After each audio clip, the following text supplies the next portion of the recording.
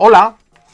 Bueno, pues quería hablar de la llamada carga de la prueba, que al parecer recoge una sentencia latina, que no recuerdo, por lo que la ponemos aquí abajo, y que viene a significar que son los que afirman los que tienen que demostrar la existencia de lo afirmado.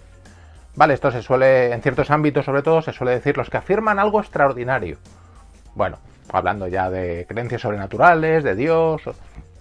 A mí me gusta decir los que afirman, sin más, ¿vale? Sin establecer grados, máxime en esta sociedad donde se afirman categóricamente tantas cosas, todo fluye de manera tan irreflexiva, tan irresponsable, tal. Entonces me parece un tema importante, ¿vale? Llevándolo ya al terreno del ateísmo, del libre pensamiento, de la idea de Dios, pues efectivamente son los que afirman esto, los que tienen que demostrar. Y a mi modo de ver las cosas, los ateos no deberíamos entrar en esta discusión, ¿vale? Más adelante veremos que la idea de Dios no es una hipótesis científica, con lo cual no puede deducirse simplemente de la razón. Existen muchos argumentos para oponerse a la idea de Dios o a cualquier creencia que trascienda el mundo natural. Pero desde un punto de vista ontológico, a mi modo de ver las cosas, la evidencia nos dice que se trata de una fantasía del ser humano. Richard Dawkins, en su libro El espejismo de Dios, menciona una frase de Douglas Adams. Adams fue un escritor y guionista de los geniales Monty Python, y en uno de sus libros viene a reflexionar si no es suficiente con comprobar la belleza de un jardín, que también necesitamos creer que está habitado por hadas. Bueno, pues son las personas que afirman estas cosas fuera de común los que tienen que demostrar argumentos sólidos al respecto. Si queremos progresar en el conocimiento, a mi modo de ver las cosas, no podemos rendirnos a esa herramienta tan poderosa que tenemos los seres humanos, que es la imaginación. El ateo no tiene que demostrar la inexistencia de Dios, tampoco de hadas, unicornios, ni duendes, ni de ningún ser sobrenatural.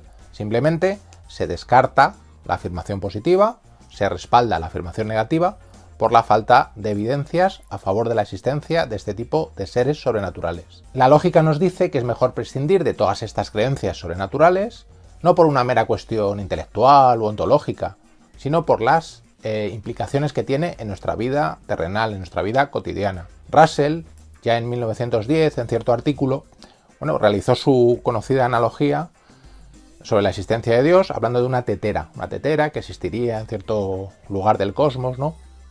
Que los que afirmaran su existencia no podrían ser refutados, siguiendo con la analogía con la creencia en Dios, ¿no?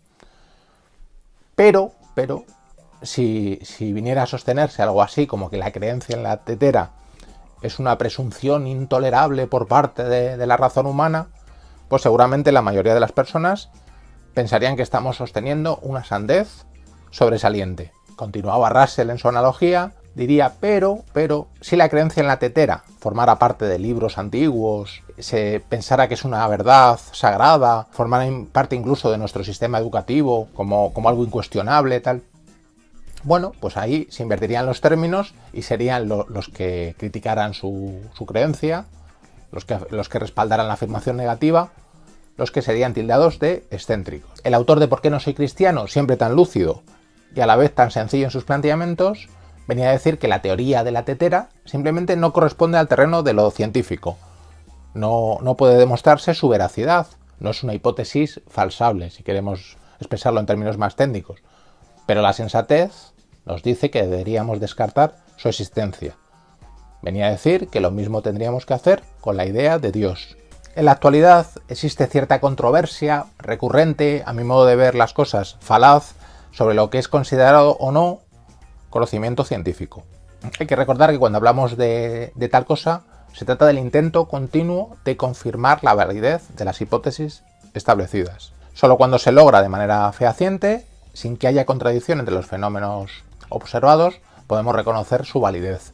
No obstante, hay que tener en cuenta que el conocimiento siempre es provisional. Los valores otorgados siempre son provisionales para huir del inmovilismo, del dogmatismo. El conocimiento debe ir avanzando y completando informaciones que antes eran seguramente parciales. Incluso en algunos casos, ese avance en el conocimiento científico hace que se demuestre el fracaso total de una teoría previa y ser sustituida de forma radical por una nueva. La ciencia en ningún caso debe basarse en dogmas, y sí en evidencias, en el contraste continuo de opiniones sólidas para tratar de dar nuevas y mejores respuestas a los problemas planteados.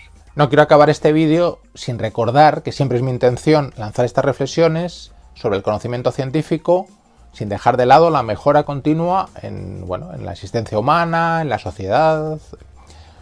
Es algo bastante complicado en el mundo político y económico en el que nos encontramos, ¿vale? A pesar de que hay un discurso oficial de progreso y tal, bueno, pues es bastante complicado, y a mi modo de ver las cosas es necesario un cambio radical en muchos aspectos, ¿vale? Tal y como se produce también en el ámbito de la ciencia, pues en otros ámbitos de la existencia humana también es necesario esos cambios radicales. En cualquier caso, la religión o las creencias espirituales pueden ser vistas como consecuencia de ese mundo en el que nos encontramos. Pueden ser vistas así. Yo tampoco tengo respuestas definitivas. ¿Cuál es la alternativa? Bueno, pues la alternativa, volvemos a lo mismo, es el pensamiento crítico, es la razón, un mayor horizonte para la razón, porque la razón tiene también muchas lecturas, acompañada siempre de la ética. Bueno, pero todas estas reflexiones las dejaremos para futuras ocasiones. Hasta pronto.